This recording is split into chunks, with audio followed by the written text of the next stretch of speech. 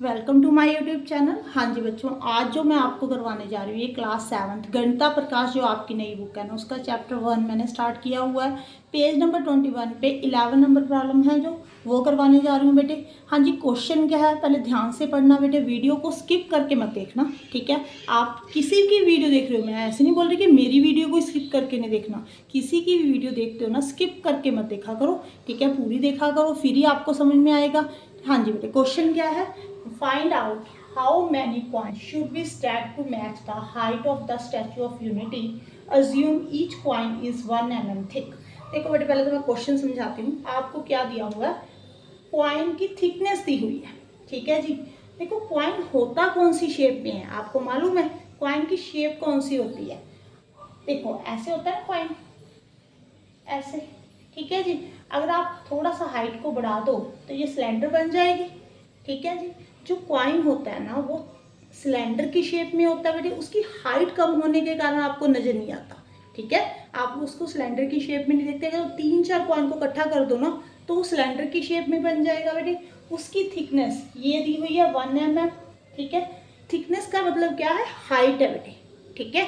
देखो जैसे जैसे हम कॉइन के ऊपर कॉइन रखते जाएंगे तो हाइट बढ़ती जाएगी, ठीक है जी। थिकनेस बढ़ेगी तो हाइट भी बढ़ जाएगी। ये देखो मैं आपको समझाती हूँ बेटे, ये देखो ये कॉइन है, ठीक है जी। ये 1 mm है, इसके ऊपर मैंने एक कॉइन और रख दिया, यहाँ पे देखो इसकी थिकनेस बढ़ गई तो हाइट भी बढ़ गई, ओके है। अब देखो एक कॉइन और रख दिया, देखो थिकनेस और बढ़ गई, ठीक है जी, हाइट भी बढ़ गई। अगर मैं एक कॉइन और रखूँ तो थिकनेस बढ़ गई, ये देखो हाइट कितनी होगी, नज़र आ रही है ना आपको अच्छे से। अब उन्होंने यही पूछा है बेटे, एक के ऊपर एक कॉइन रखना है, ठीक है, कि कहाँ तक रखना है, जब तक हमारी जो हाइट है वो स्टैचू ऑफ यूनिटी के इक्वल नहीं आ जाती, ठीक है। हमने स्टैचू ऑफ यूनिटी के इक्वल हाइट लेकर आनी है। क्वेश्चन समझ में आया बेटे। अब देखो हम कैसे लेकर आए, मैम बच्चों का क्वेश्चन था कि ma'am height of Statue of unity हमें दी नहीं हुई। बेटे क्वेश्चन आपकी ना बुक में स्टार्टिंग से अगर आपने चैप्टर पढ़ा हो तो वहाँ पे मुझे पेज नंबर तो नहीं मालूम, but height of Statue of Unity दी हुई है, ठीक है। मैं अभी बता देती हूँ आपको कितनी दी हुई है। Height of Statue of unity जो दी हुई है ना बेटे वो दी हुई है 180 मीटर, ठीक है जी। हाइट ऑफ द कॉइन जो दी हुई है, हाइट ऑफ कॉइन वो 1 mm है। देखो बेटे कोई भी कैलकुलेशन करनी है तो यूनिट तो सेम होना चाहिए ना। यहाँ पे मीटर है, यहाँ पे mm है, तो आपको इसको कन्वर्ट करना पड़ेगा। पहले तो मैं ये बात समझाती हूँ। ये देखो 1 मीटर में 100 सेंटीमीटर होते हैं, तो मीटर को सेंटीमीटर में कन्वर्ट करने के लिए 180 को 100 के साथ मल्टीप्लाई कर दो, 18,000 आ गया बेटे। यहाँ पे क्या आ जाएगा, सेंटीमीटर। अब सेंटीमीटर में तो आ गया, पर हमने किस में लेकर आना है, mm में। तो 1 सेंटीमीटर में 10 mm होते हैं, नोट कर लेना, ठीक है जी। याद रखा करो बेटे, कभी भी यूनिट कन्वर्ट करना हो तो ऐसे करोगे। 18,000 को अगर आप 10 के साथ मल्टीप्लाई करोगे तो कितना आ जाएगा बेटे, ठीक है जी, 1,80,000। ये लो mm आ गया बेटे, अब कन्वर्ट हो गया। अब हमारा क्वेश्चन क्या बोल रहा है कि हमने कॉइन को, देखो ये कॉइन है हमारा, यहाँ पे थिकनेस 1 mm है, इसके ऊपर एक और कॉइन रख दिया, ठीक है जी। यहाँ पे 1 mm है, जब हमने 2 कॉइन्स रख दिए तो हाइट कितनी हो गई, ये भी 1 mm 2 mm होगी, ठीक है जी। थर्ड कॉइन और रख दिया, 1 mm और बढ़ गई, तो 3 कॉइन हो गए यहाँ पे, यहाँ से लेकर यहाँ तक। अगर मैं आपको बोलूँ कि मैंने हाइट 10 लेकर जानी है, 10 mm करनी है, तो 10 कॉइन चाहिए मुझे, ठीक है जी, 10 कॉइन चाहिए, ओके। अगर मैंने 15 करनी है तो मुझे कितने कॉइन्स चाहिए, 15 कॉइन चाहिए। अगर मैंने 20 करनी है तो 20 कॉइन्स चाहिए, ठीक है। देखो 1 mm थी हाइट तो मुझे एक कॉइन चाहिए था। अगर मैंने 2 mm करनी है तो 2 कॉइन्स चाहिए। अगर 3 mm करनी है तो 3 कॉइन्स चाहिए। अगर मैंने 1,80,000 mm करनी है तो मुझे कितने कॉइन चाहिए, आंसर आ गया बेटे, 1,80,000 mm कॉइन्स चाहिए, ठीक है ना। इतनी हाइट करनी है तो मुझे इतने ही कॉइन्स चाहिए, समझ में आ गया।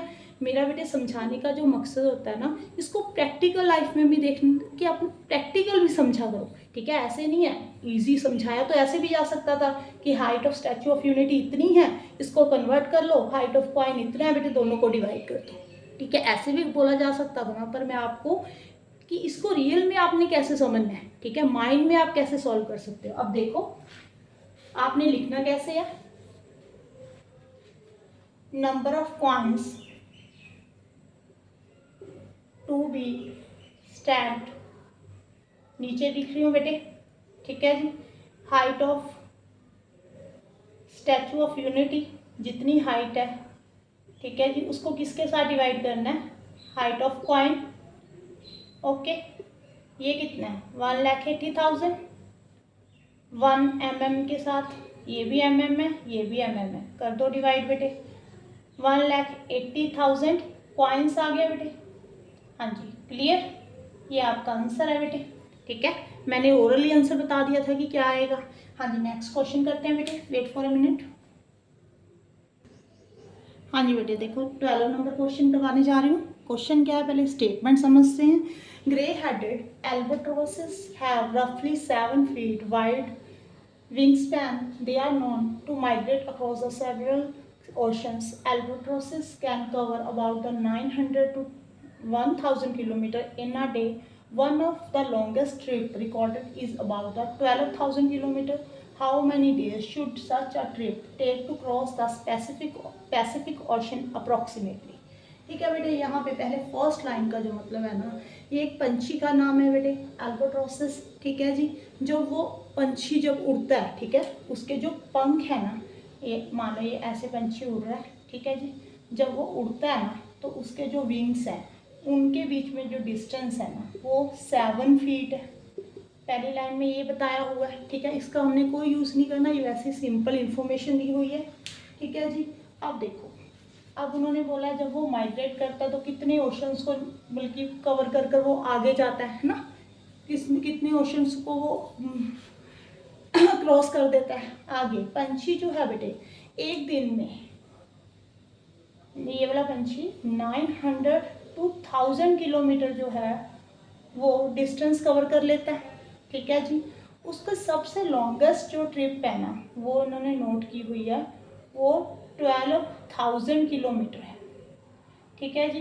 वो पूछ रहा है कि अगर वो, बल्कि ये तो बताया नहीं हुआ कि 900 किलोमीटर के साथ स्पीड के साथ गया था वो, कि पर डे में, ठीक है, उसने 900 किलोमीटर कवर किया था या 1,000 किलोमीटर कवर किया था। बस हमें ये बताया कि 900, कभी कभी वो एक दिन में 900 किलोमीटर डिस्टेंस कवर कर लेता है, कई बार 1,000 कर लेता है, ठीक है जी। जब उसने सबसे लॉन्गेस्ट ट्रिप किया होगा तो उसको अप्रॉक्सीमेट कितने डेज लगे होंगे, ठीक है, अप्रॉक्सीमेट बोला हुआ है, ठीक है, एक्चुअल नहीं बोला हुआ, क्योंकि हमें ये नहीं मालूम कि 1 डे में उसने टोटल कितना डिस्टेंस कवर किया होगा, ठीक है, कितने किलोमीटर वो गया होगा, ठीक है। तो बेटे यहाँ पे देखो मैं आपको समझाती हूँ, ये 12,000 है, अगर वो एक दिन में 900 किलोमीटर गया हो, ठीक है जी, सेकेंड डे वो कितना 1,800 किलोमीटर डिस्टेंस कवर कर लेगा, थर्ड डे 2,700, ऐसे कर कर उसने कितना डिस्टेंस कवर करना है बेटे 12,000। तो पहले हम ये मानकर चलते हैं कि उसने 900 किलोमीटर डिस्टेंस कवर किया एक दिन में, ठीक है जी। तो नंबर ऑफ डेज कितने लगेंगे उसको, ठीक है, ये मैं रेस करती हूँ बेटे। यहाँ पे आप लिखोगे estimated number of days if it flies 9 kilometre per day. अगर वो एक दिन में 900 किलोमीटर डिस्टेंस कवर करे तो उसको कितने डेज लगेंगे। 12,000 को आपने 900 के साथ डिवाइड कर देना है, 20 के साथ 20 कट गई, 9 1 ज़ा 9, ठीक है जी। यहाँ पे 3 आ गया बेटे, 9 3 ज़ा 27, 3.3 डेज आ गए बेटे, ठीक है जी। अब आपने फिर से एस्टिमेटेड डेज निकालने हैं, जब वो if it flies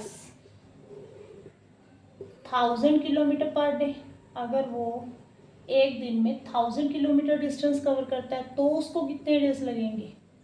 12,000 divided by 1,000, ये देखो 12 डेज बोल रहा है ये, ठीक है जी। अब उसको उन्होंने बोला how many days trip cover करने में कितने डेज लगेंगे बेटे, उसको 12 टू 14 के बीच बीच में डेज लगेंगे। 12 डेज भी लग सकते हैं, 13 भी लग सकते हैं, 13 पॉइंट समथिंग, मतलब कि एक 13 डेज फुल लग गए, आधा दिन लग गया, ठीक है, 1/3 डे लग गया, कुछ घंटे लग गए आगे, है ना, ऐसे।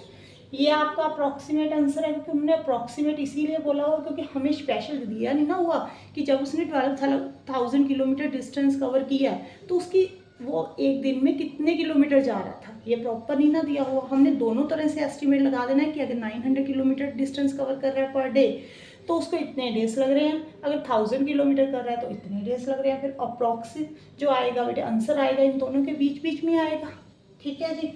अगर क्वेश्चन अच्छा लगे, वीडियो अच्छी लगे तो वीडियो को लाइक जरूर करना बेटे, और चैनल को सब्सक्राइब जरूर कर देना, और कमेंट बॉक्स में बताना कि आपको मेरी वीडियो कैसी लग रही है। Thank you for watching.